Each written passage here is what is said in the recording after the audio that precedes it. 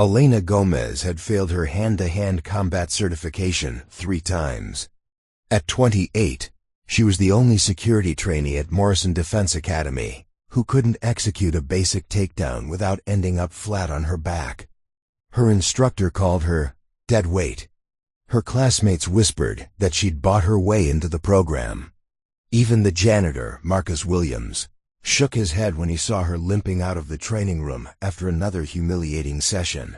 What none of them knew was that in exactly 6 months, Elena would use those same hands they mocked to take down 5 armed guards in a single night, saving dozens of lives and exposing a conspiracy that reached the highest levels of private military contracting. Sometimes the people who look weakest are simply learning to be strongest when it matters most. Before we jump back in, tell us where you're tuning in from, and if this story touches you, make sure you're subscribed, because tomorrow I've saved something extra special for you. Elena's alarm screamed at 4:30 a.m., just like it had every morning for the past 4 months at Morrison Defense Academy.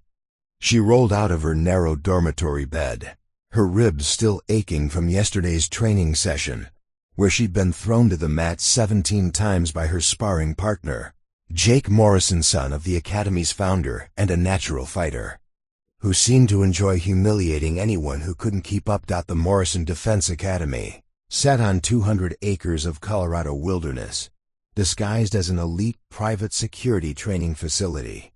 To the outside world, it produced bodyguards for celebrities and corporate executives. The glossy brochures showed confident graduates protecting Fortune 500 CEOs and Hollywood stars. The reality was more complicated. Elena pulled on her training gear and studied her reflection in the small mirror above her dresser. At 5 feet 4 inches and 125 pounds, she looked more like a college student than a future security professional. Her dark hair was pulled back in a practical ponytail, and her brown eyes showed a determination that her performance in combat training hadn't yet demonstrated.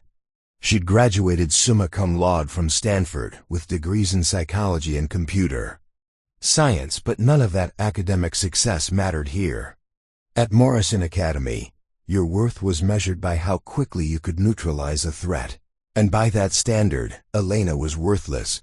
She made her way through the empty corridors toward the dining hall, passing trophy cases filled with photos of Morrison graduates protecting high-profile clients. What the photos didn't show was the Academy's other curriculum, the advanced courses that only certain students were invited to take, the ones that taught skills far beyond basic protection work. The dining hall was nearly empty at this hour. Elena grabbed a cup of black coffee and a piece of toast, her usual breakfast before combat training. She'd learned to eat light since she spent most of her training sessions either winded or nauseous from being repeatedly thrown around by opponents who outweighed her by 50 pounds or more. "Another day, another beating," said a voice behind her. Elena turned to see Sarah Chun, one of the few other female trainees in the program. Sarah was everything Elena wasn't: tall, athletic, and naturally gifted at combat sports. She'd been a collegiate wrestling champion before enrolling at Morrison, and she moved through the hand-to-hand combat courses like she'd been born fighting. "Thanks for the encouragement," Elena replied, managing a weak smile. Despite their different skill levels, Sarah had been one of the few people at the Academy who treated Elena with basic decency rather than contempt. "Look, Elena," Sarah said, lowering her voice. "I know you're struggling with the physical stuff, but you've got something most of these meatheads don't have. You think differently. You see patterns that other people miss. Maybe instead of trying to fight like everyone else, you should figure out how to fight like you." Elena appreciated the sentiment, but she wasn't sure what fighting like her meant. She'd spent her entire academic career solving problems through analysis and planning, but hand-to-hand combat seemed to require pure physical instinct, something she clearly lacked. The training facility buzzed with activity by 6 a.m. Instructor Davis Williams, a former Navy SEAL with arms like tree trunks and a voice that could shatter glass, stood at the center of the main training mat, addressing the assembled students. "Today we're working on defensive grappling," Williams announced. "You'll be paired with opponents who outweigh you by at least 20 pounds. The objective is simple: survive for 2 minutes without getting pinned or submitted. This is about learning to fight when you're at a disadvantage, because in the real world, threats don't come in your weight class." Elena's stomach dropped. She glanced around the room and realized she was about to be paired with Marcus Thompson, a 6'12" former college football player who joined the academy after a knee injury ended his athletic career. Marcus wasn't malicious, but he didn't know how to hold back, and Elena had spent their previous sparring sessions feeling like a rag doll being shaken by a very large, very enthusiastic dog. "Gomez, you're with Thompson," Williams called out, confirming Elena's fears. "Remember, this isn't about winning. It's about surviving. Use your brain, not your muscles." Elena walked to the center of the mat, trying to project confidence she didn't feel. Marcus looked down at her apologetically. "I'll try to take it easy," he whispered. "Don't," Elena surprised herself by saying. "I need to learn how to handle real situations." Williams blew his whistle, and Marcus immediately moved forward. Elena had been studying his technique for months, watching how he preferred to use his reach advantage to control distance before closing in for a takedown. She sidestepped his initial grab and tried to circle away from his strong side, but Marcus adjusted quickly, catching her arm and using his weight to drive her toward the ground. Elena hit the mat hard, Marcus's full weight pressing down on her as he worked to establish a controlling position. She could hear the other students continuing their own matches around them, the sound of bodies hitting mats and instructors calling out corrections. But Elena's world had narrowed to the immediate problem of being completely dominated by someone twice her size. She tried to remember the techniques they'd been taught: hip escapes, frame defenses, ways to create space and improve position. But theory and practice were different things, and Marcus's superior strength negated most of her attempts to improve her situation. Every time she tried to create space, he closed it down. Every time she attempted to escape, he tightened his control. "Time," Williams called after what felt like an eternity, but had probably been less than 90 seconds. Marcus immediately released the pressure and helped Elena to her feet. "You did better than last time," he said, though they both knew that wasn't saying much. Elena nodded her thanks and walked to the side of the mat, trying to control her breathing and ignore the stares from other students. She'd lasted longer than her previous attempts, but longer was relative when you were still getting completely dominated. "Gomez," Williams called. "My office now." Elena's heart sank. Post-training conferences with Williams never went well.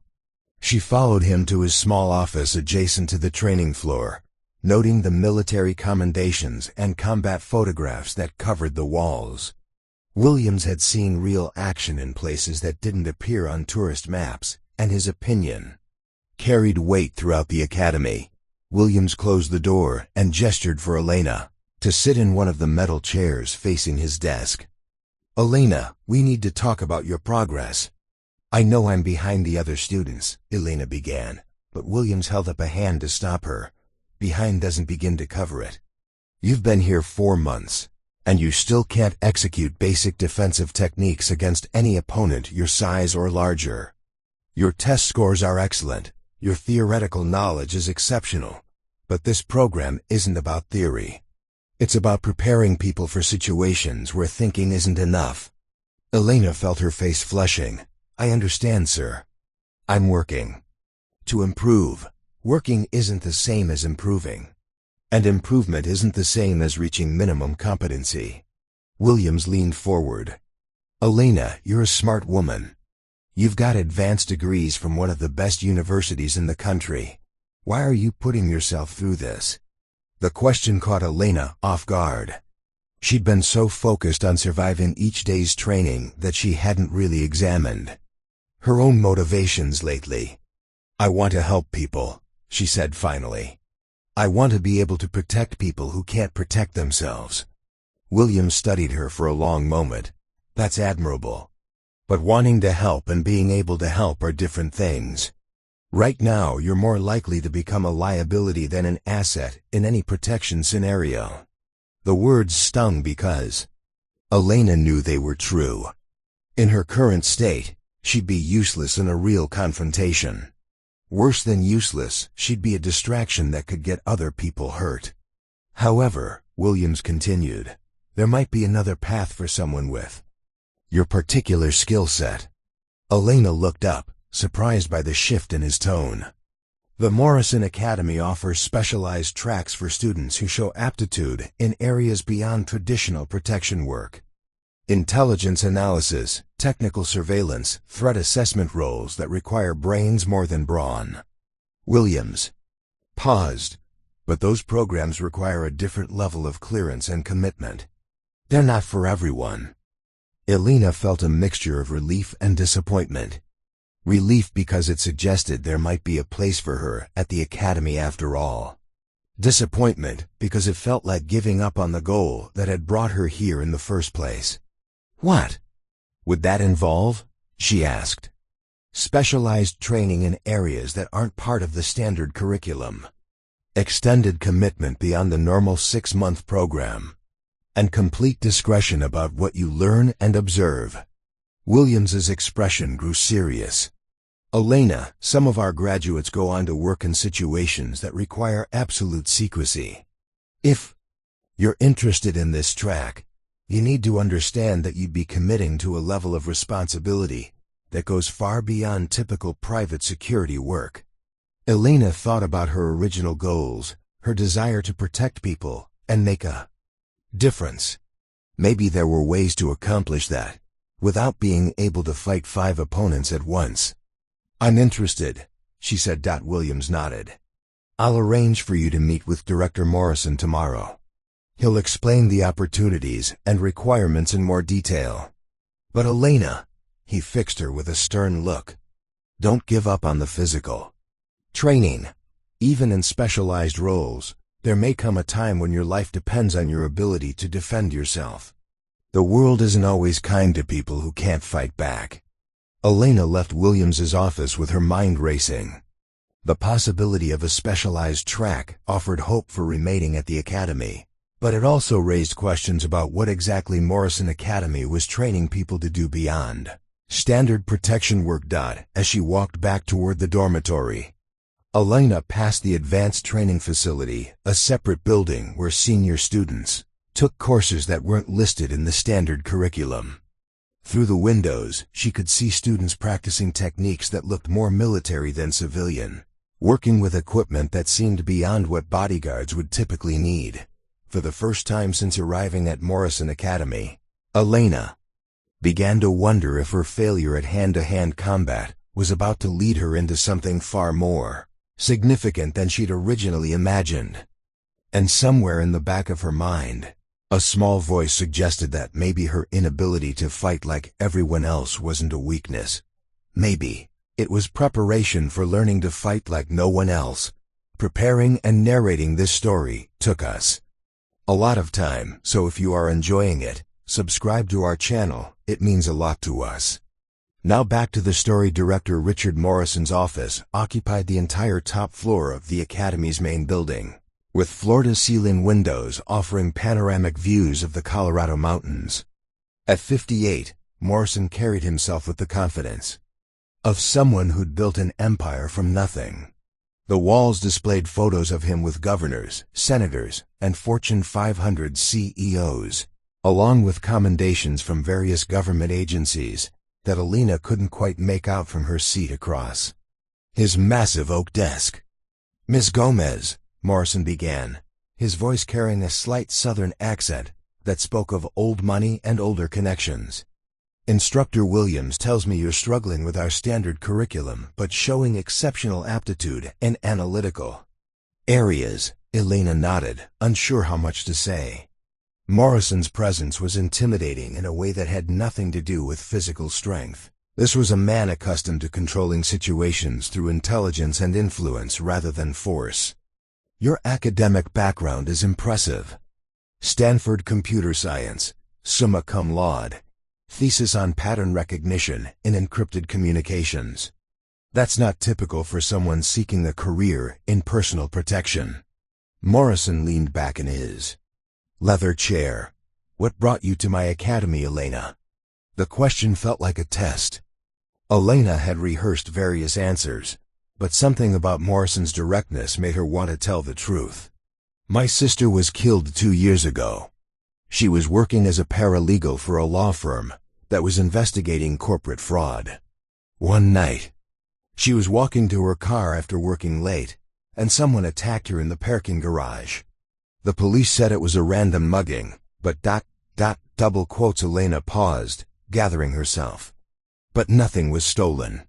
Her purse, her jewelry, even the cash in her wallet were all left behind.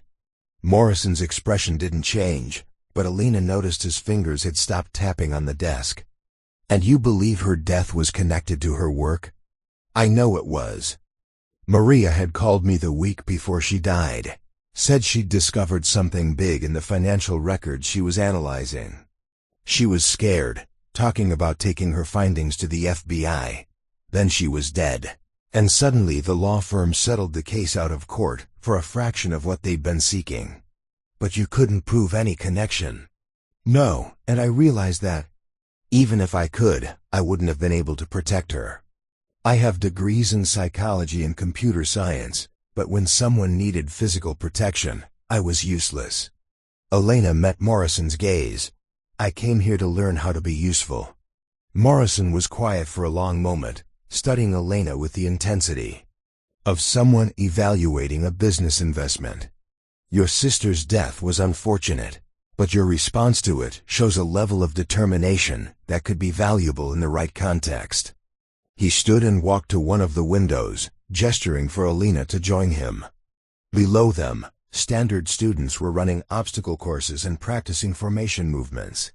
But Morrison wasn't looking at the main training areas. His attention was focused on the advanced facility where Elena had glimpsed the more specialized training. Elena, the Morrison Academy serves multiple purposes. We do train personal protection specialists, and many of our graduates go on to successful careers, protecting high-profile clients. But we also provide other services: specialized security, consulting for corporations and government agencies that require more sophisticated approaches to threat assessment and risk management. Elena followed his gaze to the advanced facility. What kind of specialized approaches? Corporate espionage is a billion-dollar industry. Foreign governments and competing corporations will go to extraordinary lengths to steal trade secrets, manipulate stock prices, or gain advantage in international negotiations. Sometimes traditional security measures aren't sufficient. Morrison turned back to face her. Sometimes what's needed are people who can think like the threats they're protecting against. The implications of what Morrison was describing began to crystallize in Elena's mind. You're talking about counterintelligence work. I'm talking about using unconventional methods to protect American business interests and national security. Our advanced students learn to identify threats that others miss, to gather intelligence on potential security breaches, and to neutralize problems before they become crises. Elena felt a surge of excitement mixed with apprehension. This was exactly the kind of work that could have saved Maria if someone had been watching for threats, identifying patterns, protecting people who were getting too close to dangerous information. What would my role be in this kind of program? Morrison smiled for the first time since she'd entered his office. Your background in pattern recognition and data analysis makes you particularly valuable for threat assessment work. You'd be trained to identify security vulnerabilities, analyze communication patterns for signs of corporate espionage, and develop strategies for protecting high-value targets who don't even know they're at risk. And the physical training would continue, but with a different focus. Instead of learning to overpower opponents through force, you'd learn techniques for escape, evasion, and survival. The goal wouldn't be to win fights. it would be to avoid them entirely while gathering the intelligence needed to prevent larger conflicts.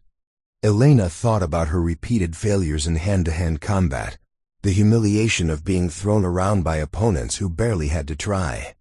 Maybe Morrison was right. Maybe her path wasn't about becoming a conventional fighter. How many students are in this advanced program? Currently 12. They're selected based on specific aptitudes and psychological profiles, then trained in techniques that aren't part of our standard curriculum. The program requires an additional 6 months beyond normal graduation, and graduates sign agreements that bind them to certain confidentiality requirements for life. The mention of confidentiality agreements sent a small chill down Elena's spine, but she pushed the feeling aside. Every intelligence agency and private security firm required secrecy from their personnel. When would I start? Immediately. But Elena, Morrison's expression grew serious. This decision will change the trajectory of your entire career. Advanced students learn things that can't be unlearned, become involved in operations that require absolute discretion. Once you're in, there's no going back to a normal civilian life. Elena thought about Maria, about the phone call where her sister had been too scared to explain what she'd discovered, about the parking garage where no one had been there to help when help was needed most. I understand the commitment. I want to proceed. Morrison nodded and pressed a button on his desk intercom. Mrs. Patterson, please send Dr. Amanda Foster to my office. While they waited, Morrison walked to a filing cabinet and retrieved a thick folder. These are the psychological evaluations and background checks we conducted when you first applied. Dr. Foster will review them with you and administer additional assessments to determine your suitability for advanced training. Dr. Amanda Foster arrived within minutes, a woman in her early 40s with sharp intelligence evident in her gray eyes. She wore a simple business suit and carried herself with the confidence of someone accustomed to reading people for a living. Elena, Dr. Foster, is our staff psychologist. She'll be overseeing your evaluation, and if you're accepted, your transition into the advanced program. Dr. Foster shook Elena's hand with a firm grip. I've reviewed your file, Elena. Your academic achievements are impressive, but more importantly, your psychological profile shows characteristics that could be valuable for intelligence work high. Analytical intelligence, strong pattern recognition abilities, and what we call adaptive resilience. Adaptive resilience? The ability to maintain effectiveness under pressure while adapting to changing circumstances. Your response to repeated failures in physical training actually demonstrates this quality. Instead of giving up or becoming defensive, you've continued analyzing and adjusting your approach. Elena wasn't sure whether to feel complimented or studied like a lab specimen. Dr. Foster continued. The advanced program requires different psychological strengths than traditional protection work. Instead of physical dominance, we're looking for cognitive flexibility, emotional regulation under stress, and the ability to maintain cover identities while gathering sensitive information. Cover identities? Morrison answered before Dr. Foster could respond. Advanced students often work in situations where their true purpose must remain hidden. You might be assigned to pose as a consultant while investigating a corporation suspected of selling technology to foreign governments, or to work as a temporary employee while gathering intelligence on security vulnerabilities. The scope of what Morrison was describing was far beyond anything Elena had imagined when she'd first applied to the academy. This wasn't just about learning to protect people, it was about learning to become someone else entirely when the situation required it. Dr. Foster will conduct your evaluation over the next 3 days, Morrison continued. If you're accepted, your advanced training begins immediately. You'll be moved to separate quarters with the other advanced students, and your contact with standard program students will be limited. Elena felt like she was standing at the edge of a cliff, looking down into darkness that could either destroy her or transform her into something she'd never imagined becoming. But when she thought about Maria, about the helplessness she'd felt after her sister's death, the choice became clear. "I'm ready to begin the evaluation," Dr. Foster smiled. "Excellent. We'll start tomorrow morning at 0800 hours. Elena, I should warn you, the psychological assessments for advanced candidates are more intensive than anything you've experienced. We need to understand not just your capabilities, but your motivations, your limits, and your potential responses to extreme stress." As Elena left Morrison's office, her mind was racing with possibilities and questions. She was about to enter a world that operated according to rules she didn't yet understand, pursuing goals that might require her to become someone she wasn't sure she wanted to be. But for the first time since arriving at Morrison Academy, Elena felt like she was moving towards something instead of just failing at what everyone else could do. The path ahead was uncertain and potentially dangerous, but it was her path, designed for someone with her specific combination of strengths and limitations. Walking across the campus toward her dormitory, Elena noticed details she'd missed before security. Cameras positioned at every entrance, students who seemed to be observing rather than participating, conversations that stopped when she passed. The Morrison Academy was revealing layers of complexity she was only beginning to perceive. Tomorrow would bring the first real test of whether she had what it took to succeed in a world where intelligence was more valuable than strength, where the ability to become invisible was more important than the ability to dominate opponents, and where the real battles were fought with information rather than force. Elena Gomez was about to discover whether her failures at hand-to-hand combat had been preparing her for a completely different kind of fight. Dr. Foster's evaluation room looked more like a high-tech laboratory than a traditional psychology office. Banks of monitoring equipment lined one wall, while multiple cameras tracked Elena's every movement and expression.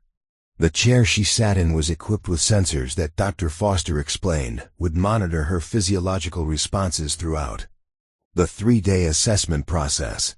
"Nervous?" Dr. Foster asked, settling into her own chair with a tablet computer and what appeared to be Elena's increasingly thick file.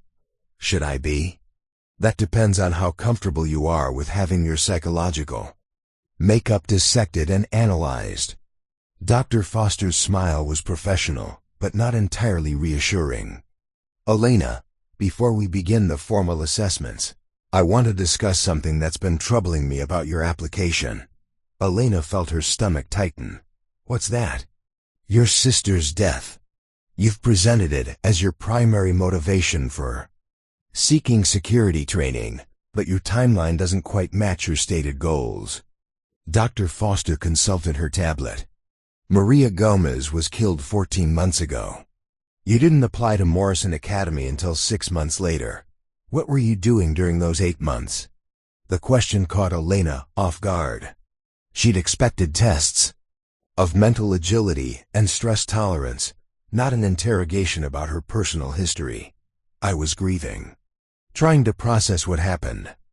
According to our background investigation, you spent those 8 months conducting your own research into your sister's death.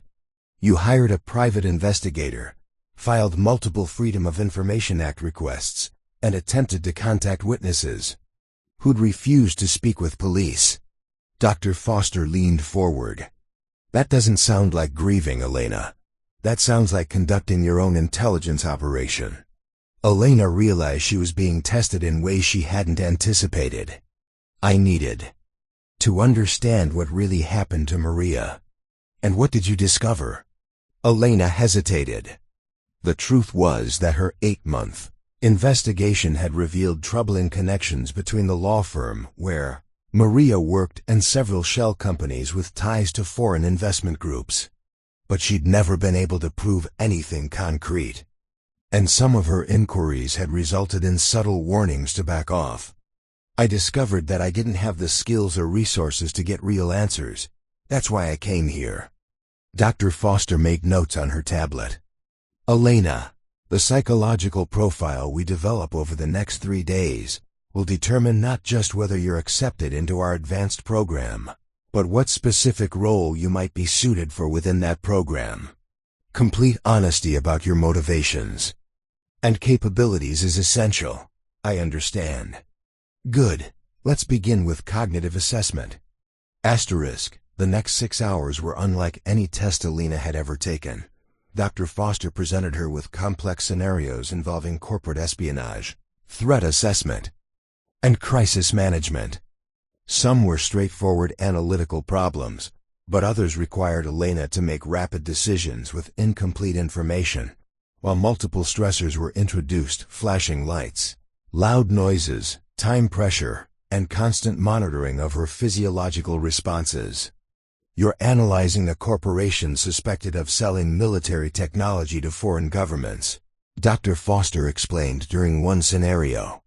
You've been placed undercover as a financial analyst with access to their accounting systems. You discover evidence of illegal sales, but gathering enough proof to build a legal case will require at least 2 more weeks of investigation. However, you've also learned that your cover identity is beginning to attract suspicion from the company's security team. What's your next move?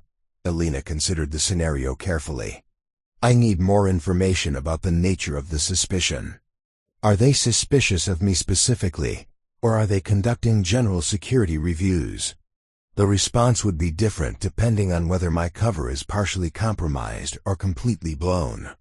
Assume they're specifically investigating your background and you have perhaps 72 hours before they discover your real identity. Then I'd prioritize extracting the most critical evidence immediately while establishing an exit strategy. The perfect case isn't worth sacrificing the entire operation or putting myself at risk. Dr. Foster made extensive notes. What if extracting that evidence required you to access systems beyond your authorized clearance level? That would depend on the legal framework of the operation and whether I had backup authorization from my handlers. Assume you're operating independently with no immediate backup available. Elena felt the weight of the hypothetical decision. I'd extract what I could within my current access level and exfiltrate. Sometimes intelligence gathering is about knowing when to cut your losses. The scenarios continued throughout the day, each one more complex and morally ambiguous than the last.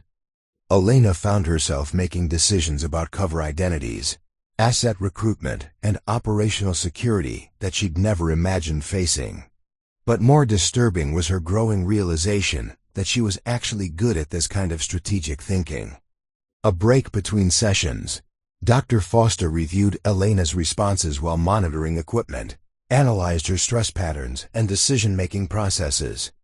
Your analytical approach is impressive, Dr. Foster said. But I'm particularly interested in your comfort level with deception and moral ambiguity. Most candidates struggle with scenarios that require them to lie, steal, or manipulate others, even in hypothetical situations. Are you saying I'm too comfortable with those things? I'm saying you approach them as tactical problems rather than ethical dilemmas. That could be either an asset or a liability, depending on how it's channeled. Elena wasn't sure whether that was a compliment or a warning. The second day focused on psychological resilience and adaptability. Dr. Foster subjected Elena to stress tests designed to measure her response to fear, isolation, and uncertainty. She was placed in complete darkness for 2 hours while audio recordings played sounds of violence and interrogation. She was given complex tasks to complete while strobe lights flashed and recordings of screaming played at high volume.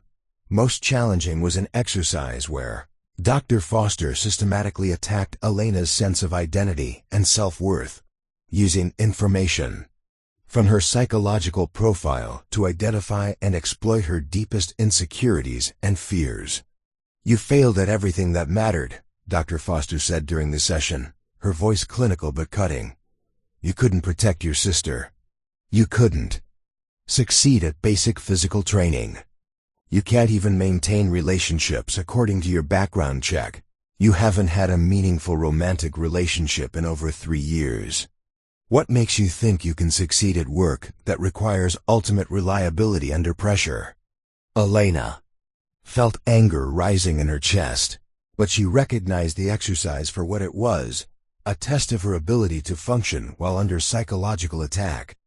My failures have taught me to recognize my limitations and work within them, Elena replied, keeping her voice steady. That makes me more reliable, not less. Or it makes you someone who settles for mediocrity rather than pushing for excellence.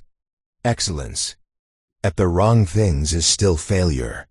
I'd rather be exceptionally good at something valuable than mediocre at something that doesn't matter. Dr. Foster continued the psychological assault for another hour, but Elena found that her months of failure at Morrison Academy had actually prepared her for this kind of sustained criticism. She'd learned to separate her sense of self-worth from her performance in any single area.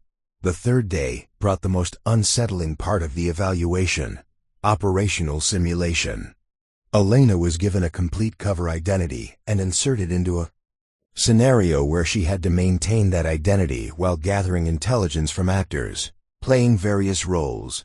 Her cover was Jennifer Walsh, a financial consultant brought in to analyze the books of a small technology company suspected of embezzling government contracts.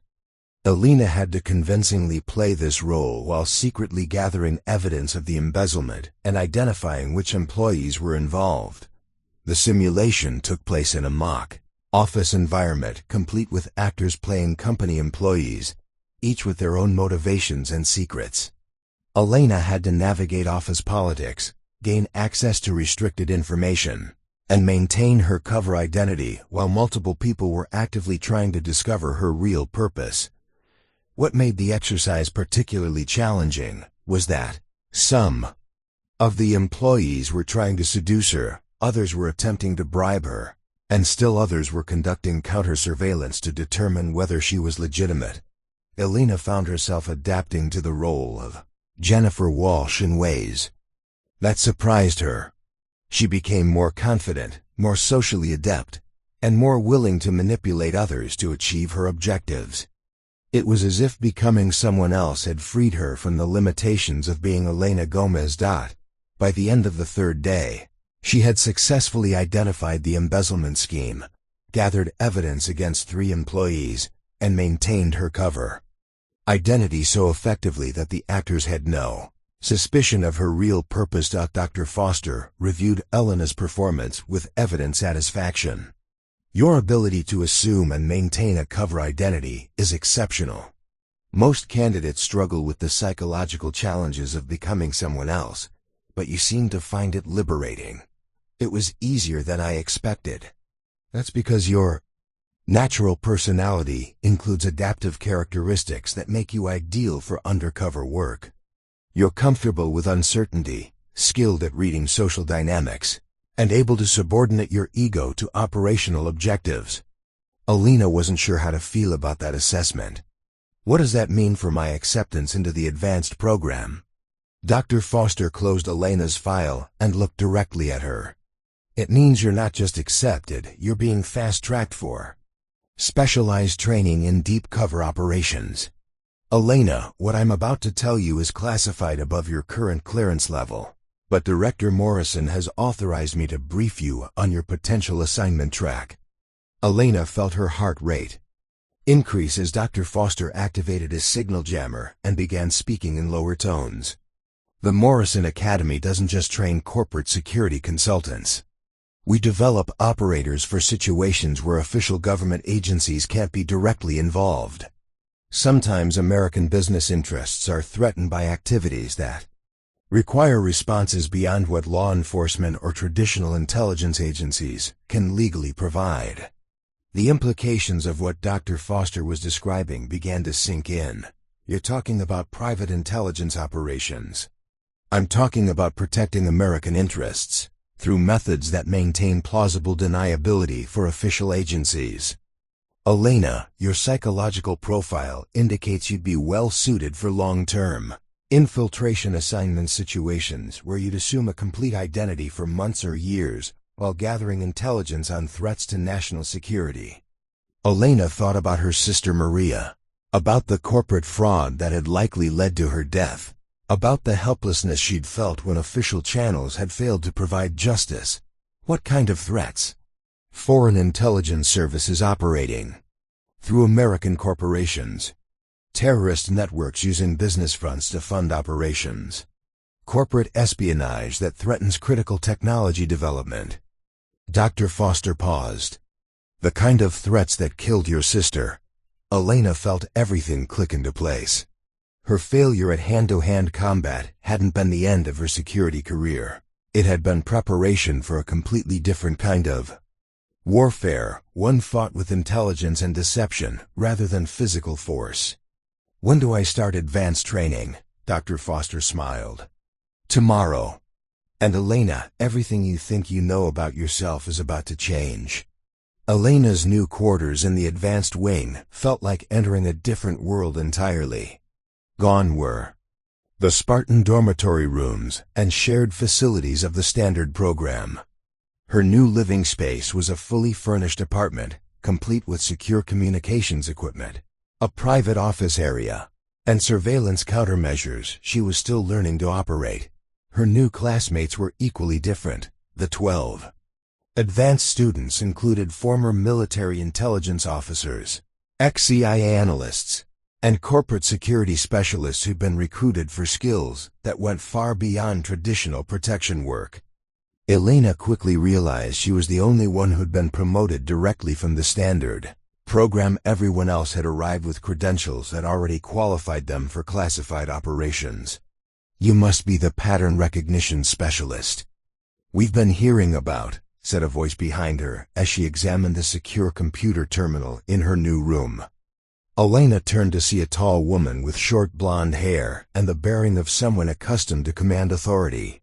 I'm Elena Gomez, Captain Lisa Rodriguez, former Army intelligence.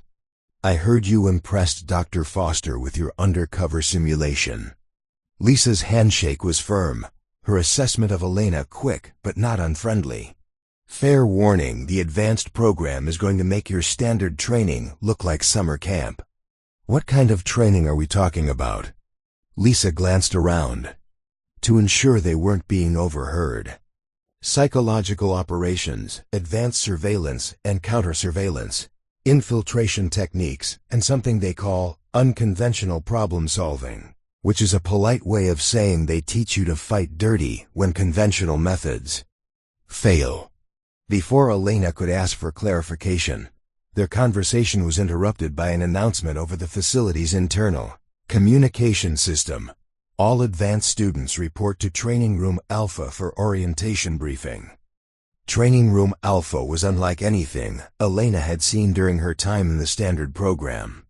Instead of basic exercise equipment and sparring mats, the room contained sophisticated computer terminals, projection screens displaying satellite imagery, and what appeared to be a scale model of an urban environment, complete with buildings, vehicles, and movable civilian figures. Standing at the center of the room was a man Elena hadn't met before, tall, lean, with prematurely gray hair, and eyes that seemed to catalog every detail of his surroundings. When he spoke, his voice carried the authority of someone accustomed to life-and-death decision-making. For those who don't know me, I'm Colonel James Parker, Director of Advanced Operations. Over the next 6 months, you'll be trained in capabilities that don't officially exist and prepared for assignments that never happened. Parker's gaze swept across the assembled students. Some of you are here because you've proven yourselves in conventional intelligence work. Others are here because you've demonstrated aptitudes that could be valuable in unconventional situations. Elena felt Parker's attention focus on her briefly before moving on. The threats facing American interests have evolved beyond what traditional agencies can address through official channels. Corporate espionage has become a tool of foreign governments. Terrorist networks fund operations through legitimate businesses. Technology theft threatens our military and economic advantages. Parker activated the room's projection system, displaying images of corporate offices, international conferences, and what appeared to be surveillance footage from various locations. Sometimes protecting American interests requires people who can operate outside official oversight, while maintaining complete deniability. Elena recognized this as confirmation of what Dr. Foster had hinted at. They were being trained for intelligence operations that government agencies couldn't officially acknowledge. Your training will focus on 3 primary skill sets, Parker continued. First, deep cover operations, the ability to assume and maintain false identities for extended periods, while gathering intelligence in hostile environments. Second, technical infiltration, using advanced surveillance and computer intrusion techniques to access information that targets believe is secure. Third, and most importantly, adaptive problem-solving under extreme pressure. Parker gestured toward the urban model in the center of the room. This facility allows us to simulate real-world scenarios where standard protocols fail, and operators must rely on improvisation and unconventional thinking to achieve mission objectives. You'll face situations where your life depends on your ability to outthink opponents who have every possible advantage except preparation. Elena felt a mixture of excitement and apprehension as she studied the detailed urban environment. This was clearly where they'd test the kind of skills that couldn't be taught in classrooms or standard training facilities. Ms. Gomez, Parker called, surprising Elena by singling her out. You've been selected for accelerated integration based on your evaluation results. While your classmates will spend the next 2 weeks on foundational coursework, you'll be beginning operational simulations immediately. Elena felt the attention of the other students shift to her.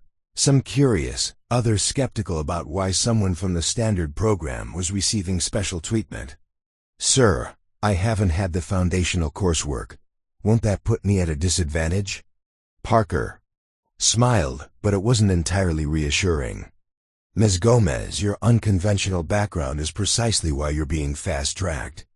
Sometimes the best preparation for thinking outside established parameters is never learning what those parameters are supposed to be. After the orientation, Elena found herself in Colonel Parker's private office, a space that managed to be both spartanly functional and subtly intimidating. The walls displayed military commendations alongside photographs that appeared to document operations and locations Elena couldn't identify. Elena, I'm going to be direct with you, Parker began, settling behind his desk with Elena's evaluation file. Your psychological profile indicates capabilities that could be extremely valuable for certain types of operations, but those same capabilities could also make you a liability if not properly channeled. What kind of capabilities? Dr. Foster's assessment indicates you have what we call adaptive sociopathy, the ability to temporarily suppress emotional responses and moral constraints when operationally necessary, while maintaining full psychological function. Parker studied Elena's reaction carefully. Most people can't do that without suffering permanent psychological damage. Elena wasn't sure whether to feel complimented or concerned. Are you saying I lack normal empathy? I'm saying you can control your empathy when circumstances require it, which is very different from lacking it entirely. It's what allowed you to manipulate the actors during your cover identity simulation, without experiencing the guilt and hesitation that compromises most operators. Parker opened Elena's file and consulted several pages of dense psychological analysis. This capability, combined with your pattern recognition skills and analytical intelligence, makes you potentially ideal for what we call gray zone operations, assignments that exist in the space between legal and illegal, between official and deniable. What does that mean in practical terms? It means you could be tasked with infiltrating organizations that pose threats to American interests, gathering intelligence through methods that wouldn't be admissible in court, and sometimes taking action to neutralize threats when official agencies can't intervene. Parker closed the file. Elena, some of our graduates go on to work for corporations and government agencies in conventional security roles. Others disappear into assignments that officially don't exist and operations that never happened. Elena thought about her sister, Maria, about the helplessness she'd felt when official channels had failed to provide justice or even acknowledgement of what had really happened. "What kind of assignment are you considering me for?" Parker activated a secure computer terminal and displayed what appeared to be a corporate organizational chart. "Have you ever heard of Meridian Global Solutions?" Elena studied the display. "They're a consulting firm that specializes in international business development. They've been in the news for helping American companies establish operations in emerging markets. That's their public profile. Our intelligence suggests they're actually a front for foreign intelligence services, specifically designed to identify and recruit assets within American corporations that have access to sensitive technology or government contracts." Parker highlighted several names on the organizational chart. "We believe Meridian was responsible for the theft of military drone technology that ended up in Chinese hands 6 months ago." Elena felt pieces clicking into place. "You want me to infiltrate them? We want you to apply for a legitimate position with Meridian using a carefully constructed identity, then work your way into their inner circle while gathering evidence of their intelligence operations." Parker's expression grew serious. "Elena, this wouldn't be a short-term assignment. Deep cover operations like this can take years to develop. You'd essentially become someone else for the duration of the mission." The scope of what Parker was describing was staggering. Elena would have to abandon her real identity, create an entirely new life, and potentially spend years living as someone else, while slowly gathering intelligence on a sophisticated espionage operation. "What about my real life? My identity as Elena Gomez would be placed in deep storage. Friends and family would be told you'd taken a classified government position that required minimal contact. Your real identity would be maintained but inactive until the operation concluded." Elena thought about the life she'd be leaving behind which, if she was honest, consisted mainly of grief over Maria's death and frustration at her inability to find justice through conventional means. How long would the assignment last? Minimum 2 years, possibly longer depending on how quickly you can gain access to their core operations. "Elena, this is the kind of assignment that either makes a career or destroys it. There's no middle ground." Elena stood and walked to Parker's window, looking out at the Colorado mountains where she'd spent the last 4 months failing at standard combat training. Below, she could see students from the regular program practicing formations and basic protection techniques that now seemed almost quaint compared to what she was being offered. "Colonel, if I succeed at this assignment, will I be able to help prevent what happened to my sister from happening to other people?" Parker joined her at the window.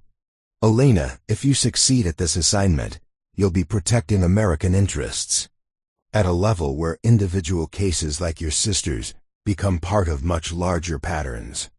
You'll be working to identify and neutralize threats before they can harm anyone."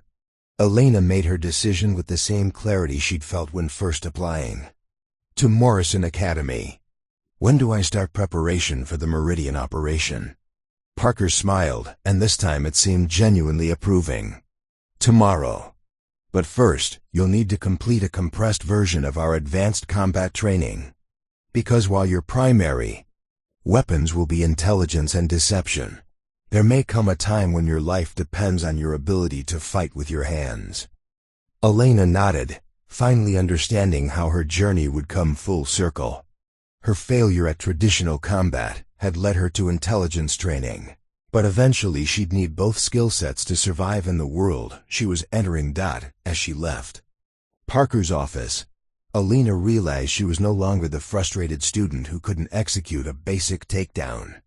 She was becoming someone who could take down entire organizations using weapons they'd never see coming. Elena's advanced combat training began at 05:00 hours in a facility she'd never seen before, underground complex, accessible only through a concealed elevator in the advanced wing. The training room looked more like a movie set than a traditional dojo, complete with mock apartments, office spaces, and what appeared to be a fully functional restaurant kitchen. Her instructor was someone she definitely hadn't expected, Maya Chun, a petite woman who barely came up to Elena's shoulder and moved with the fluid grace of a dancer. At first glance, Maya looked like she'd be more at home in a yoga studio than a combat training facility. "Ms. Gomez," Maya said in a soft voice that carried surprising authority, "I understand you've been struggling with traditional hand-to-hand combat approaches." Elena nodded, feeling the familiar embarrassment of her repeated failures in the standard program. "Good, traditional approaches would be useless for the kind of work you'll be doing." Maya gestured around the mock environments. "When you're working deep cover, you can't afford to look like someone who knows how to fight. You need to appear completely harmless while being capable of extreme violence when circumstances require it." Maya moved to a wall lined with what appeared to be ordinary household objects: kitchen knives, coffee mugs, laptop computers, even a potted plant. "Elena, forget everything you learned about fair fighting or sporting combat.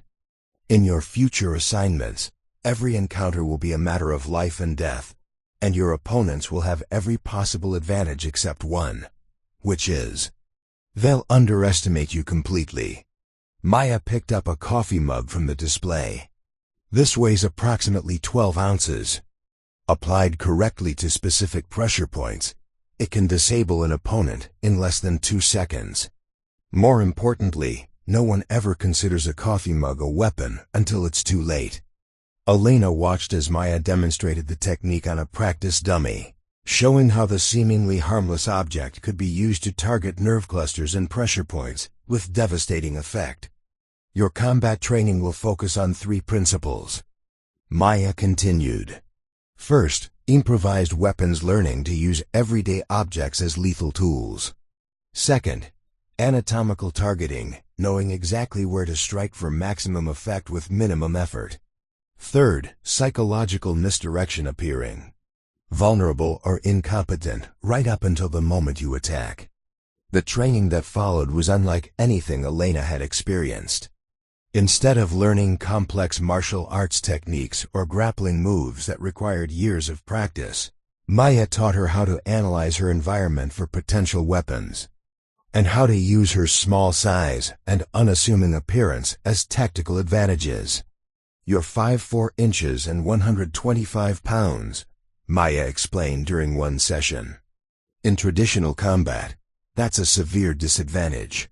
In intelligence work, it's perfect camouflage. No one expects the quiet woman with the computer science degree to be capable of violence." Elena learned to use her laptop bag as a striking weapon, to turn a pen into a precise targeting tool, and to transform her apparent vulnerability into a setup for devastating attacks.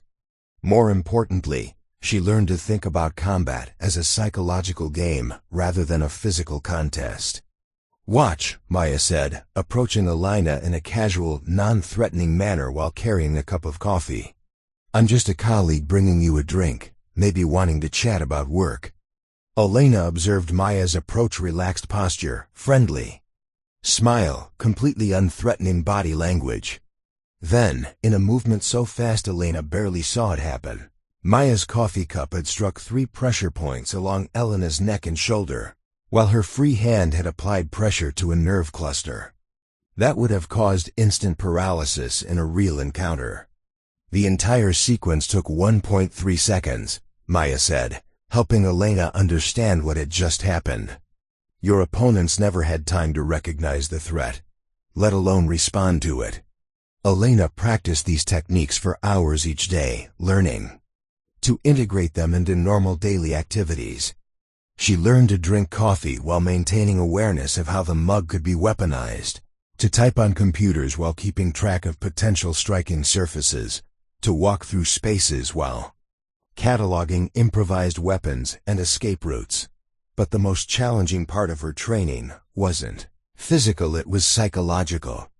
Maya taught Elena to compartmentalize her emotions, to appear completely normal and friendly while simultaneously planning how to incapacitate everyone around her, if necessary. You're learning to think like a predator while appearing like prey, Maya explained during one particularly intense session. It's a psychological state that most people can't maintain without suffering mental breakdown. But your evaluation suggests you have the cognitive flexibility to handle it. Elena discovered that Maya was right. She found she could engage in normal social interactions while simultaneously analyzing threats, planning responses, and maintaining complete operational awareness. It was as if she was developing a dual consciousness, one that participated in normal life, and another that constantly prepared for violence. 3 weeks into her advanced combat training, Elena faced her first real test. Maya had arranged what appeared to be a casual dinner at the Academy's restaurant facility, but Elena suspected it was actually an evaluation scenario. Tonight you'll be dining with several actors playing various roles, Maya explained beforehand. Some are friendly colleagues, others are potential threats, and at least one is planning to test your abilities. Your objective is to enjoy a normal dinner while remaining prepared for anything. Elena entered the restaurant dressed casually, carrying only a small purse and appearing like any off-duty academy student. The other diners included people she recognized as advanced program instructors and others she didn't know, all engaged in what seemed like perfectly normal conversation. She was seated at a table with 3 other people: Dr. Foster, whom she knew, a man introduced as Professor Williams from the Academy's technology department, and a woman named Janet Thompson, who claimed to work in Academy administration. The conversation was light and professional, focusing on Elena's adjustment to the advanced program. Elena maintained normal social interaction while her training took over. She noted that Professor Williams kept his hands below table level and seemed to be monitoring her responses rather than participating naturally in conversation. Janet Thompson's body language suggested military training, despite her civilian cover story. Dr. Foster appeared relaxed, but Elena noticed she'd positioned herself with clear lines of sight to all exits. The attack came during dessert. Professor Williams reached across the table as if to pass Elena the salt, but his movement continued into what would have been a wrist grab designed to control her while Janet moved to flank her from the right. Elena's response was exactly what Maya had trained her for. She appeared to reach normally for her coffee cup, but the movement turned into a precise strike to Williams's extended wrist that caused his hand to go numb and forced him to abandon his grab attempt. Simultaneously, she shifted her weight and used her chair's position to block Janet's flanking movement while maintaining the appearance of casual dinner conversation. To any outside observer, it would have looked like Elena had simply reached for her coffee while accidentally bumping Williams's hand and shifting slightly in her chair. But both attacks had been neutralized without anyone realizing combat had even occurred. "Excellent," Dr. Foster said quietly, while Williams flexed his hand to restore feeling. Most students either fail to recognize the test scenario or respond with excessive force that blows their cover. You managed to defend yourself while maintaining your civilian persona perfectly. Elena realized she was shaking slightly from adrenaline, but she'd successfully passed a test she hadn't even known she was taking. Maya's evaluation after the restaurant scenario was brief but significant. You're ready for field deployment. Most students require months of additional training before they can maintain cover while under direct threat. You did it instinctively. Elena's advanced training accelerated after that success. She learned to use technology as both weapon and shield, how to turn smartphones into tracking devices, how to use social media to gather intelligence on targets, and how to disappear digitally while maintaining functional cover identities. She also learned about the darker aspects of intelligence work. Maya showed her how to manipulate people psychologically, how to identify and exploit emotional vulnerabilities, and how to maintain relationships that were entirely based on operational necessity rather than genuine human connection.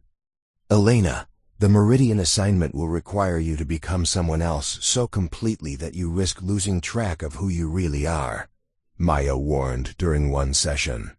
You'll need to form relationships, possibly romantic ones, that are entirely artificial. You'll need to betray people who trust you and maintain deceptions that could destroy innocent lives. Elena absorbed this information with the same analytical detachment she developed for physical combat techniques. How do I maintain my real identity while living as someone else for years? Carefully constructed psychological anchors memories, values, and goals that remain constant regardless of your cover identity. But Elena, some of our deep cover operators never fully return from long-term assignments. They become their cover identities permanently because the psychological cost of maintaining dual lives becomes too high. Maya's warning was sobering.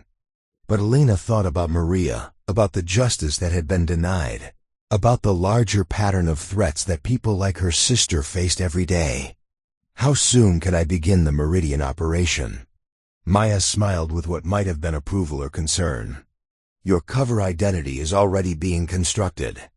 You'll begin deployment in 6 weeks, after final preparation and psychological conditioning. Elena left Maya's training facility that evening with a profound sense of transformation. 4 months earlier, she'd been a failed combat student who couldn't execute basic techniques. Now she was preparing for an assignment that would require her to become someone else entirely while gathering intelligence that could protect American interests at the highest levels. But as she walked across the academy campus, Elena realized that her real transformation wasn't in her fighting abilities or intelligence training. It was in her understanding of power. She'd learned that the most dangerous people were often the ones who looked harmless, that true strength came from being underestimated, and that the most effective battles were won before opponents realized they were fighting. Elena Gomez was disappearing, replaced by someone who could be anyone, fight anyone, and survive anything. In 6 weeks, she'd find out whether that transformation was complete enough to fool professional intelligence operatives who made their living identifying people exactly like her. The Identity Reconstruction Facility occupied an entire floor of a building Elena had never seen before. Located 30 miles from Morrison Academy, in what appeared to be an abandoned industrial complex, Dr. Foster had driven her there personally, explaining that the next phase of her preparation required absolute isolation from her previous life. 4. The next 6 weeks, Elena Gomez ceases to exist. Dr. Foster explained as they walked through corridors lined with sophisticated computer equipment and what looked like a professional photography studio. You'll be living as Jessica Martinez, the identity you'll assume for the Meridian operation. Elena felt an unexpected pang of loss at the idea of abandoning her real name, even temporarily. How complete is this identity replacement? Complete. Enough to pass background checks by foreign intelligence services, replied a voice from behind them. Elena turned to see a man in his 50s with silver hair and the bearing of someone accustomed to creating impossible things from nothing. I'm Robert Nash, identity architect. I've been building Jessica Martinez for the past 3 months. Nash led them into a conference room where the walls were covered with documents, photographs, and timeline charts that represented an entire life Elena had never lived. Jessica Martinez, 29 years old, born in Phoenix, Arizona. Parents deceased. No siblings. MBA from Arizona State University, specialization in international business development. 5 years experience with multinational consulting firms. Elena studied the elaborate construction of her new identity. School records, employment history, tax returns, social media profiles dating back years. Nash's team had created a complete digital footprint for a person who'd never existed. The beauty of Jessica's background is that it's completely unremarkable, Nash continued. She's competent but not exceptional, ambitious but not threatening. Exactly the kind of employee that Meridian Global Solutions recruits for their legitimate business operations. What about people who knew the real Elena Gomez? Elena asked. Dr. Foster answered this one. Your friends and former colleagues have been told you've accepted a classified position with the Department of Defense that requires minimal outside contact. Your apartment has been cleared and put into storage. Officially, Elena Gomez is serving her country in a capacity that precludes normal civilian relationships. Elena felt another wave of disorientation. Her old life was being systematically erased while a new one was constructed around her. What if someone tries to verify my Jessica Martinez background? They'll find exactly what they expect to find, Nash said with evident pride. Jessica's former employers will confirm her work history. Her university will verify her degree. Her landlord will remember her as a quiet, reliable tenant who paid rent on time and kept to herself. Nash activated a large display screen showing Jessica Martinez's complete background file. Elena, over the next 6 weeks, you'll internalize every detail of Jessica's life. Her childhood memories, her professional experiences, her personal preferences and habits. You'll need to become Jessica so completely that even under interrogation, you'll respond as her rather than as Elena. The psychological conditioning process was more intense than anything Elena had experienced during her evaluation or combat training. Dr. Foster supervised sessions where Elena spent hours each day in guided meditation, visualizing Jessica's fictional childhood, adolescence, and early career. She memorized hundreds of details: Jessica's favorite foods, the layout of apartments she'd supposedly lived in, the names and personalities of colleagues from previous jobs. The key to maintaining a deep cover identity is emotional authenticity, Dr. Foster explained during one session. You can't just memorize facts about Jessica. You need to develop genuine emotional connections to her experiences. Her memories need to feel as real to you as your own. Elena found this easier than she'd expected. Perhaps because her real childhood had been marked by loss and disappointment. Creating emotional connections to Jessica's more stable fictional background felt almost therapeutic. Jessica had grown up in a middle-class family with supportive parents. She'd succeeded academically without being exceptional. She'd had normal relationships and normal disappointments that hadn't left her emotionally scarred. I think I like Jessica better than Elena, Elena confided to Dr. Foster during one session. That's exactly what we're afraid of, Dr. Foster replied seriously. Elena, you're showing exceptional aptitude for identity replacement, but we need to ensure you maintain connection to your real self. Jessica Martinez is a tool, not a destination. To reinforce Elena's connection to her real identity, Dr. Foster had her spend 1 hour each evening writing in a personal journal as Elena Gomez, recording her true thoughts and feelings about the transformation she was undergoing. The journal would be secured at Morrison Academy, but it would serve as an anchor to help her return to her real identity when the operation concluded. 3 weeks into the conditioning process, Elena faced her first major test, spending a weekend in Denver as Jessica Martinez, interacting with strangers while maintaining her cover identity under uncontrolled conditions. This is your first operational deployment, Nash explained as Elena prepared for the test. You'll check into a hotel using Jessica's credit cards and identification, attend a business networking event where you'll need to establish professional relationships, and spend the weekend living as Jessica in an environment where any mistake could expose the operation. Elena felt nervous but excited as she drove toward Denver in Jessica Martinez's car, a reliable but unremarkable sedan that perfectly matched her cover identity's financial situation and personal preferences. She'd been living as Jessica for 3 weeks, but this would be the first time she'd test the identity against people who had no connection to Morrison Academy. The hotel check-in went smoothly. Elena, now Jessica, presented her identification, credit card, and business travel documentation without any problems. The desk clerk was friendly but professionally distant.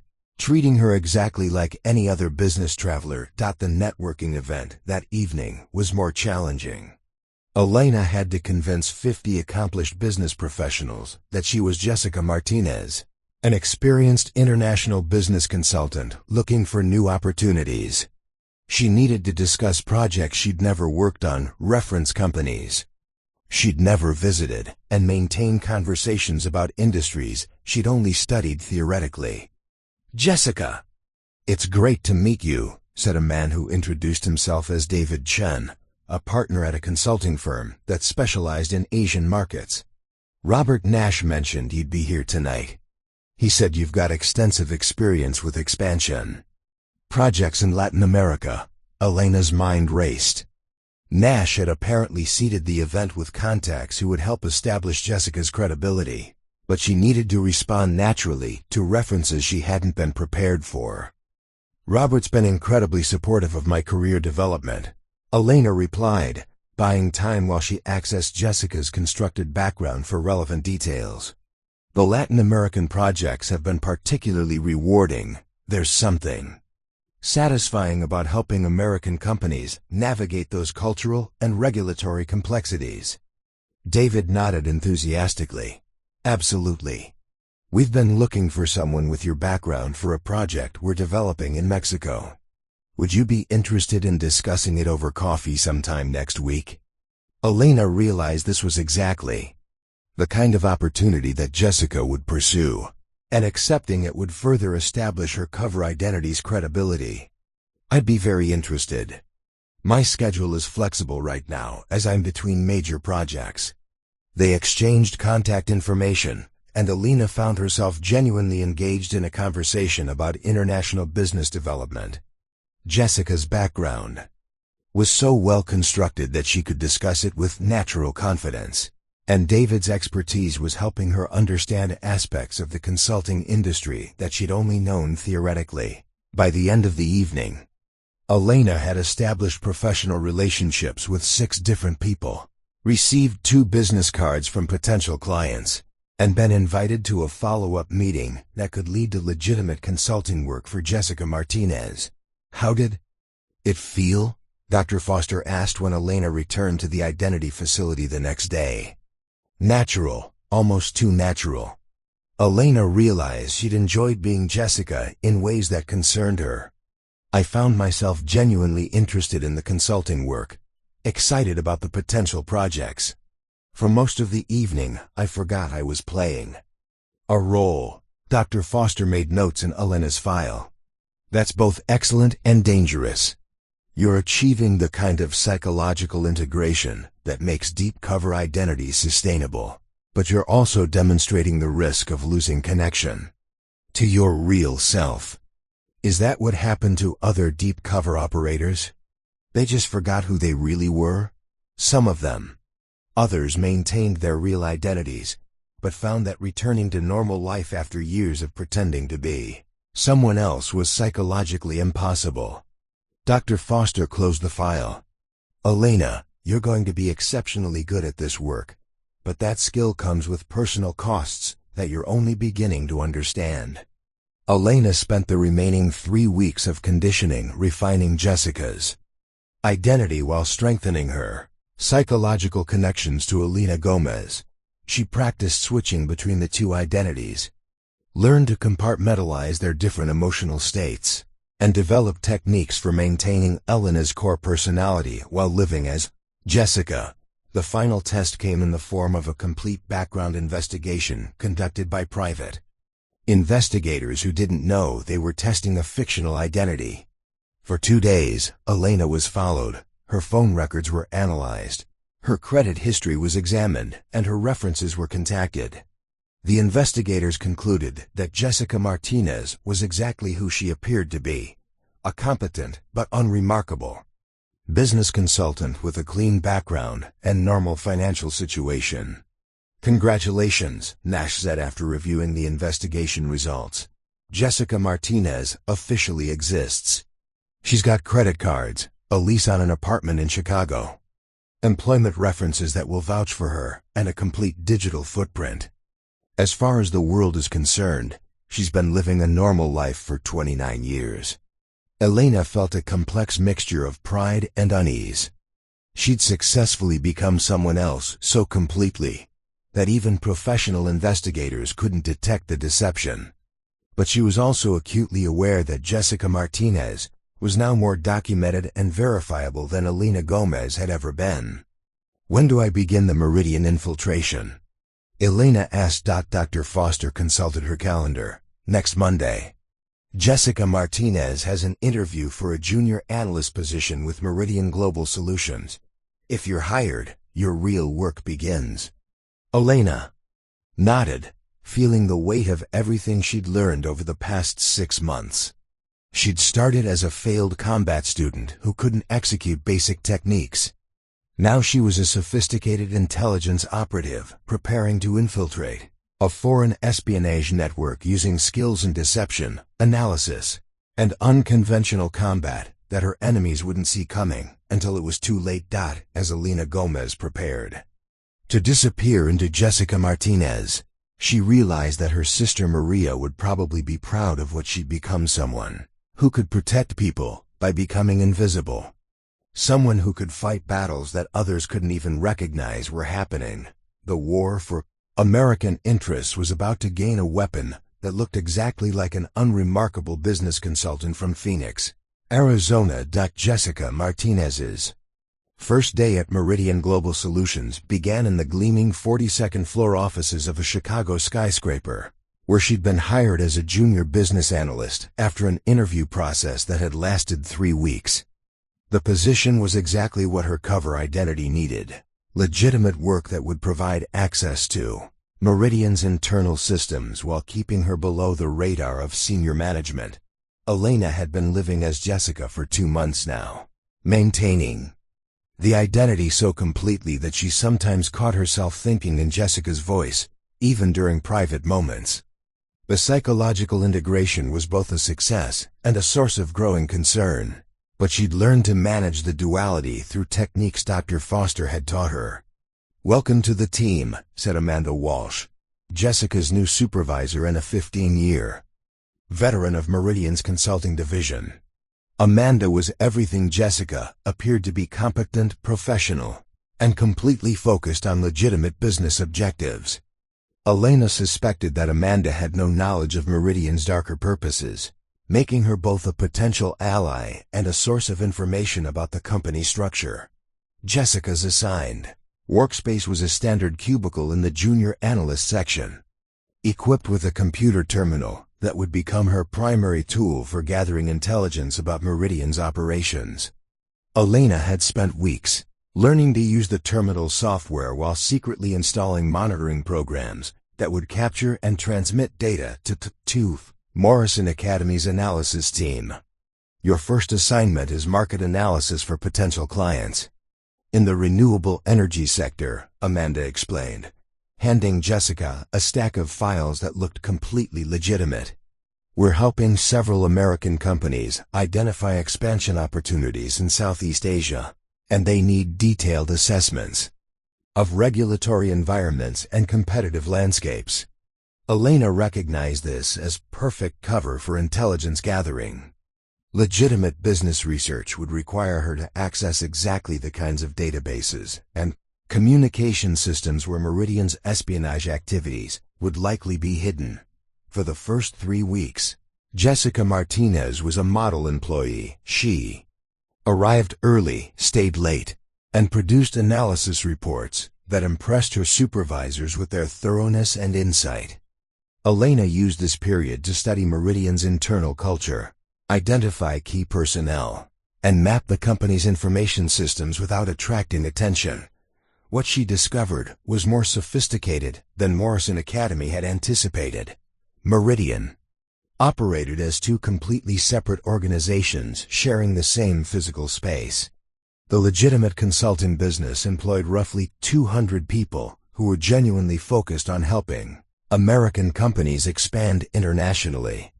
But Elena began to identify a second tier of employees who seemed to have access to different computer systems, attended meetings that weren't on official calendars, and maintained relationships with clients who didn't appear in the companies. Public records. The breakthrough came during her 4th week, when Jessica was asked to work late analyzing financial data for a client expansion project in Vietnam. Elena was alone in the office at 9 p.m. when she noticed unusual network activity on her computer terminal, data transfers that were happening outside normal business hours and involving servers that weren't part of Meridian's standard business systems.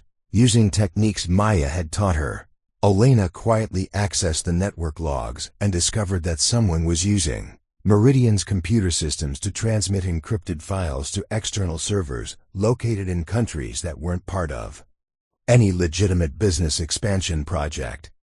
The timing and volume of these transfers suggested they were coordinated with specific events in American corporate and government activities. Elena carefully documented what she'd observed, encrypting her findings and transmitting them to Morrison Academy through communication protocols that appeared to be routine personal internet usage. Within hours, she received confirmation that her discovery matched intelligence patterns Morrison had been tracking for months. But Elena's investigation had attracted attention she hadn't intended. The next morning, she found a message in her corporate email from someone named Daniel Chun, who identified himself as a senior analyst in Meridian's Special Projects Division, and requested a meeting to discuss her work on the Vietnam expansion project. Elena recognized this as a potential recruitment attempt. Meridian's intelligence operations likely identified promising employees from their legitimate business division and gradually introduced them to more sensitive work. This was exactly the opportunity she'd been hoping for, but it also meant entering a phase of the operation where discovery could be fatal. Daniel Chun turned out to be a man in his 30s with the polished appearance of a successful business executive and the observational skills of someone trained in intelligence work. His office was located on a different floor from the standard business operations, and accessing it required security clearances that Jessica's employee badge shouldn't have provided. "Jessica, I've been reviewing your analysis work, and I'm impressed by your attention to detail and your ability to identify patterns that others miss," Daniel said, gesturing for her to sit in one of the leather chairs facing his desk. "Our Special Projects Division handles consulting work for clients who require more discretion than our standard business operations can provide." Elena recognized this as the recruitment pitch Morrison Academy had prepared her for. What kind of special projects? Corporate intelligence gathering for clients who are competing in markets where traditional business intelligence isn't sufficient. Sometimes American companies need to understand not just market conditions, but the political and security factors that could affect their operations. Daniel paused, studying Jessica's reaction. It's lucrative work, but it requires absolute discretion and occasionally involves accessing information that competitors might prefer to keep private. Elena understood that Daniel was describing corporate espionage while maintaining plausible deniability about anything explicitly illegal. What would my role be? Initially, data analysis similar to what you're already doing, but focused on more sensitive client requirements. You'd have access to additional databases and research tools, and your compensation would increase significantly. Daniel opened a folder containing what appeared to be a job description and salary information. The position requires signing additional confidentiality agreements and undergoing enhanced security clearance procedures. Elena pretended to consider the offer while her mind raced through the implications. This was exactly the access she needed to Meridian's intelligence operations, but accepting would place her under much closer scrutiny from people trained to identify threats. "The work sounds challenging and rewarding," Jessica said finally. "What's the next step?" Daniel smiled with satisfaction. "Background verification and psychological evaluation. The evaluation is quite thorough. We need to ensure that special projects employees can handle sensitive information and maintain discretion under pressure." Elena felt a chill of recognition. Meridian's psychological evaluation would likely be conducted by professionals trained to identify intelligence operatives and deep cover agents. She was about to face the most dangerous test of her Jessica Martinez identity. When would this evaluation take place? Next week. You'd spend 3 days with our evaluation team, similar to what you experienced when you first joined Meridian, but more comprehensive. Daniel handed her a packet of information. Jessica, I want to emphasize that this opportunity isn't offered to many employees. Your analytical skills and professional background make you exactly the kind of person our Special Projects Division needs. Elena left Daniel's office knowing that she'd crossed a threshold. The psychological evaluation would either confirm her cover identity or expose her as an intelligence operative, which would likely result in her death rather than simple termination of employment. That evening, Jessica Martinez returned to her Chicago apartment and followed her normal routine dinner, email, television, and preparation for the next day's work. But Elena Gomez was analyzing everything she'd learned about Meridian's operations and preparing for a confrontation that would test every skill she'd developed over the past 8 months. Elena activated her secure communication system and transmitted a detailed report to Morrison Academy, including her assessment of Meridian's recruitment approach and the upcoming psychological evaluation. The response came back within hours. Proceed with evaluation. Emergency extraction protocols are in place, but mission success requires complete infiltration of Special Projects Division. Elena understood the message. Morrison Academy wanted her to take the risk of deeper infiltration because the intelligence she could gather from inside Meridian's espionage operations was worth the potential cost of losing her. She was expendable if necessary, but her mission was critical to protecting American interests. As Elena prepared for bed, she spent her required hour writing in her personal journal as Elena Gomez, recording her true thoughts about the operation and maintaining connection to her real identity. The psychological evaluation would test whether Jessica Martinez could fool professional interrogators, but Elena's survival might depend on her ability to remember who she really was. 3 days later, Jessica Martinez reported to a facility outside Chicago for psychological evaluation by Meridian Special Projects Division. The building looked like a corporate training center, but Elena recognized security measures and surveillance equipment that suggested more serious purposes. Dr. Sarah Kim, the psychologist conducting Jessica's evaluation, was immediately familiar to Elena, not personally, but professionally. Dr. Kim had the same observational intensity and analytical approach that Dr. Foster had demonstrated at Morrison Academy. Elena realized she was about to be evaluated by someone with training equivalent to her own handlers. Jessica, this evaluation will assess your suitability for work that requires emotional stability under extreme pressure, absolute discretion regarding sensitive information, and the ability to maintain professional relationships in complex situations, Dr. Kim explained while setting up monitoring equipment that would track Jessica's physiological responses. Some of the scenarios we'll discuss may seem unusual, but our clients operate in environments where conventional business rules don't always apply. Elena recognized this as a warning that the evaluation would test her responses to illegal or ethically questionable activities. Dr. Kim was going to determine whether Jessica Martinez could be trusted with espionage work, blackmail operations, and potentially violent assignments.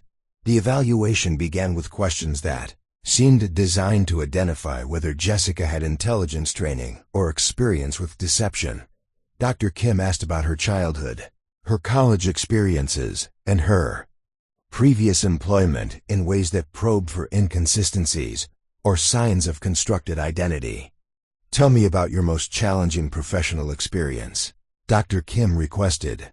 Watching Elena's responses on multiple monitoring devices, Elena accessed Jessica's constructed background and selected an experience that Nash's team had developed in extensive detail. I was working on an expansion project for a technology company that wanted to establish operations in Brazil. Midway through the project, we discovered that our client's competitors were using government connections to block the necessary permits and licenses. How did you handle that situation? I recommended that our client work with local partners who had better political connections, even though it meant sharing more of the potential profits than they'd initially planned. Sometimes successful international business requires accepting that different markets operate according to different rules. Dr. Kim made notes while studying Elena's physiological responses. Jessica, suppose you discovered that those local partners were engaged in activities that would be illegal in the United States, but legal in Brazil. Would you recommend proceeding with the partnership? Elena recognized this as a test of her willingness to ignore legal and ethical boundaries when business objectives required it. I'd need to understand the specific activities and their potential impact on our client's reputation and long-term objectives. Business success sometimes requires accepting uncomfortable compromises. The evaluation continued for 3 days, with Dr. Kim presenting increasingly complex scenarios involving corporate espionage, bribery, blackmail, and situations where business objectives conflicted with legal requirements.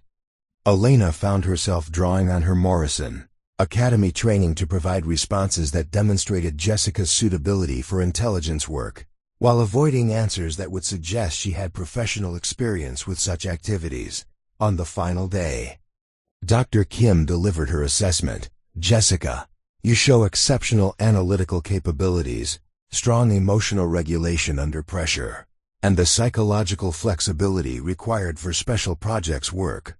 However, there are some aspects of your profile that warrant additional consideration. Elena felt her heart rate increase despite her training in stress management. Your responses to ethical scenario testing suggest someone who's given considerable thought to situations involving moral ambiguity. That could indicate either natural aptitude for this kind of work or previous experience that you haven't disclosed in your background information.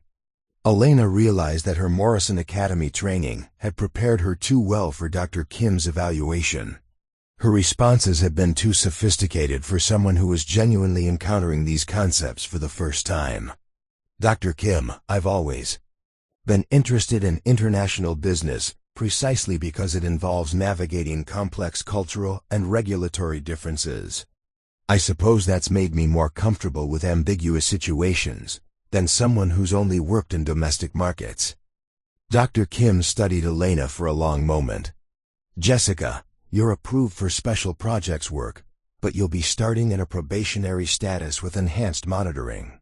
Some aspects of your evaluation suggest capabilities that exceed what we'd normally expect from someone with your stated background.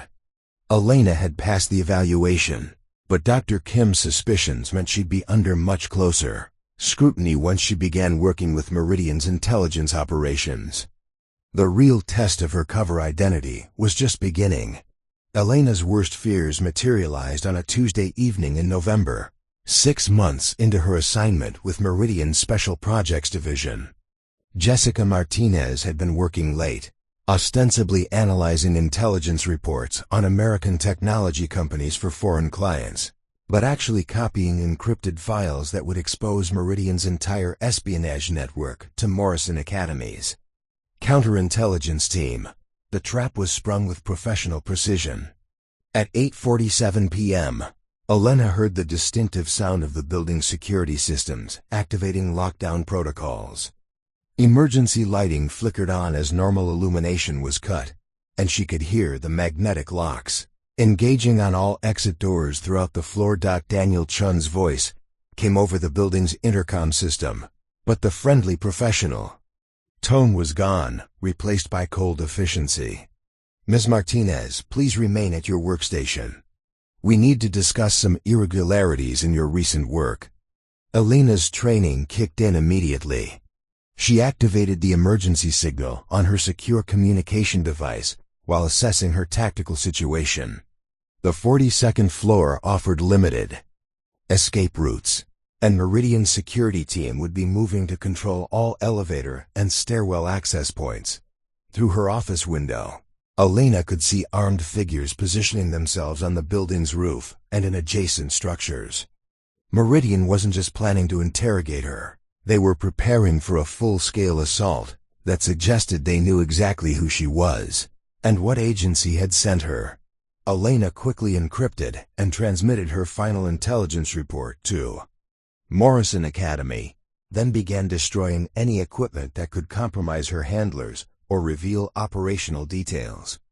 She had perhaps 3 minutes before Meridian's security team reached her location. Maya's training echoed in her mind. When conventional escape isn't possible, become the thing your enemies least expect extremely dangerous. Elena opened her laptop bag and removed what appeared to be a standard tablet computer, but Maya's modifications had transformed it into a precisely balanced striking weapon.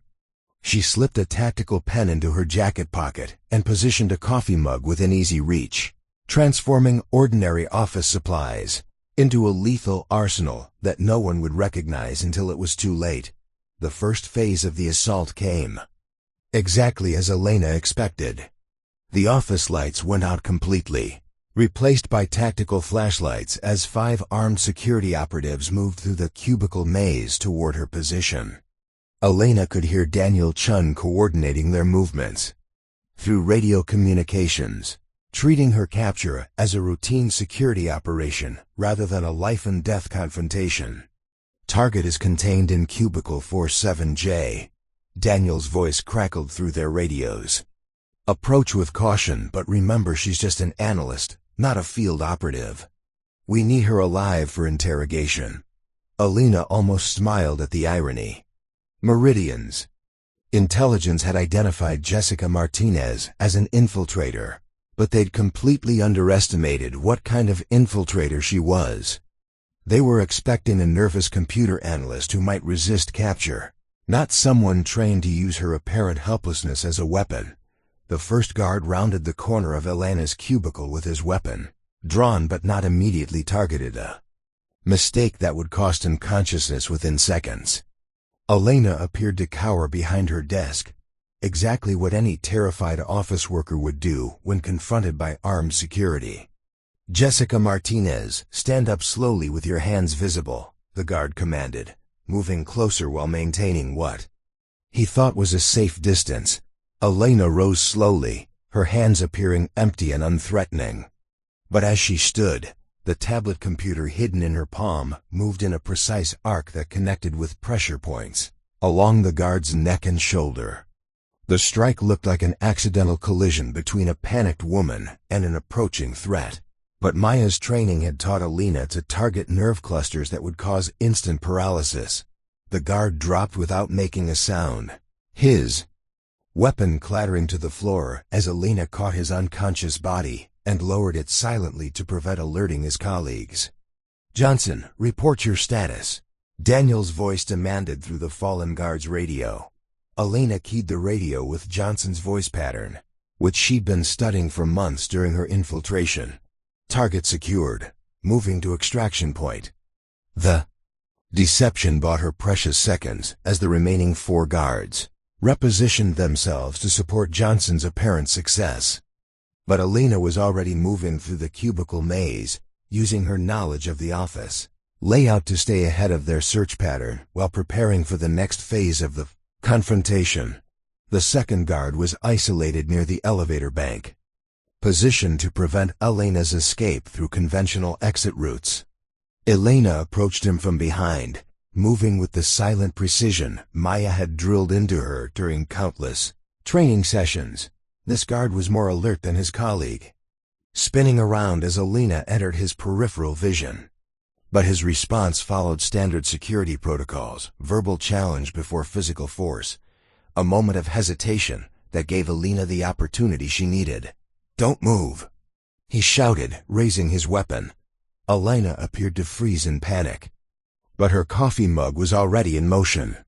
The ceramic struck the guard's wrist with enough force to disrupt his grip, while Elena's other hand applied pressure to nerve points that would cause immediate unconsciousness. To any observer, it would have looked like a terrified woman accidentally knocking into a guard while trying to surrender. But the result was another unconscious operative and another weapon added to Elena's growing arsenal. "Something's wrong." Daniel's voice came through the radio system. "Johnson and Martinez aren't responding. All units converge on the target area immediately." Elena realized that maintaining the deception was no longer possible. The remaining 3 guards would approach with maximum caution and overwhelming force. Treating her as a confirmed threat rather than a panicked civilian, she moved to the center of the office space, where the open layout would force her opponents to approach across ground she could monitor and control.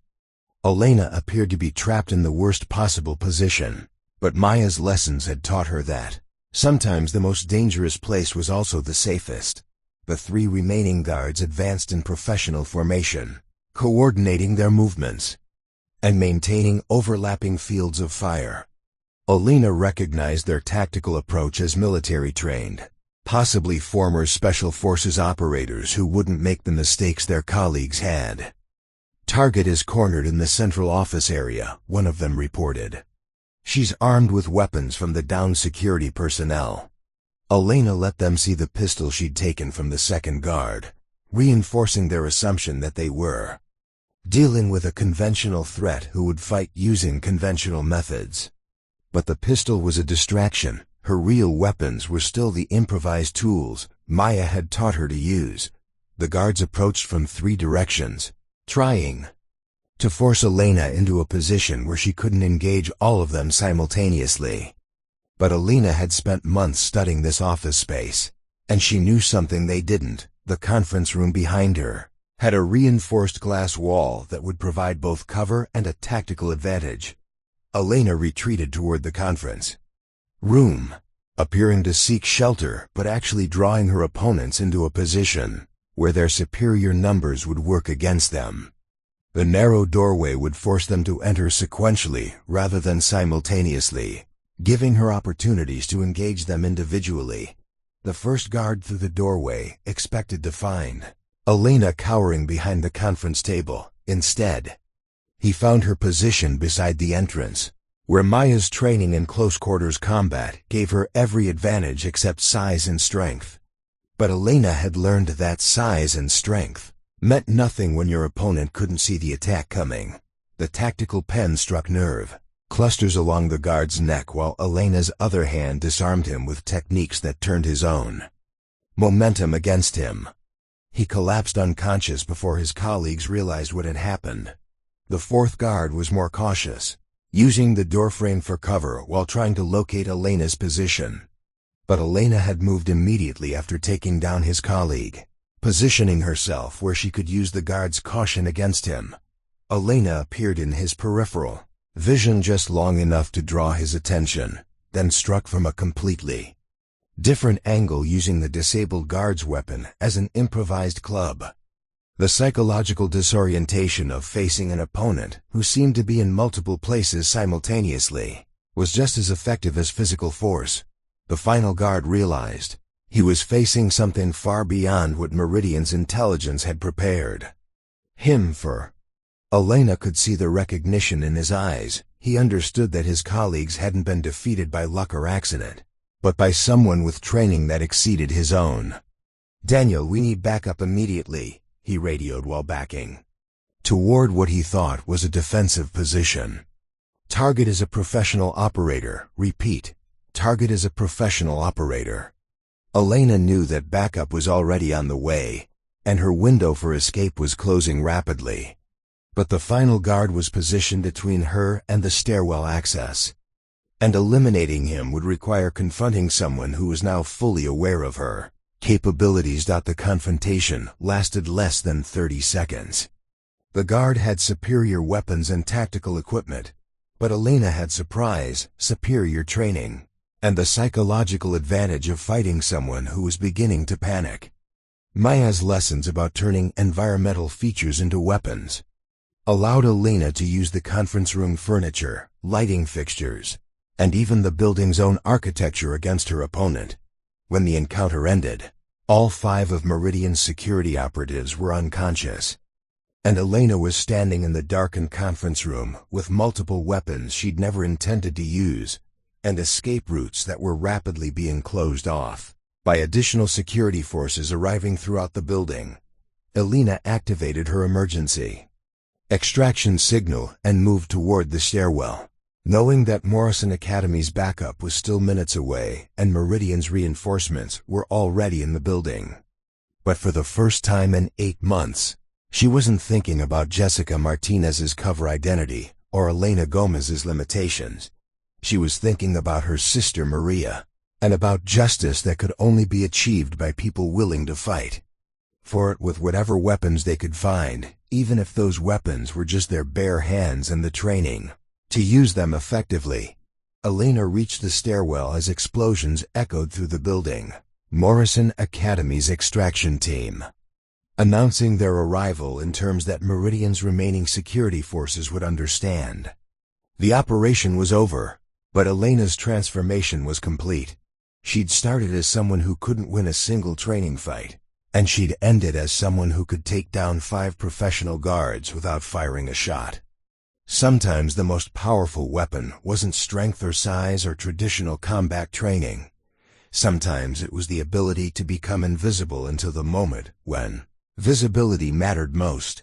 3 months later, Elena Gomez sat in Colonel Parker's office at Morrison Academy, reading intelligence reports that detailed the dismantling of Meridian's entire espionage network and the arrest of foreign agents who'd been operating in the United States for years.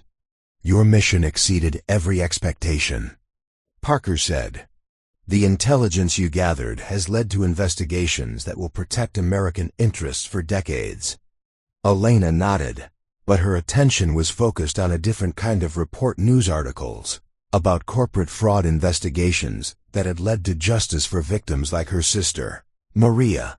Sometimes the most important victories weren't the ones that made headlines, but the ones that ensured ordinary people could live without fear of threats they couldn't see coming. Elena Gomez had learned to fight with her bare hands, but more importantly, she'd learned to fight for people who couldn't fight for themselves. And in a world where the most dangerous enemies often looked like ordinary business professionals, that was exactly the kind of fighter America needed. Up next, you've got 2 more standout stories right on your screen. If this one hits the mark, you won't want to pass these up. Just click and check them out. And don't forget to like, subscribe, and turn on the notification bell so you don't miss any upload from us.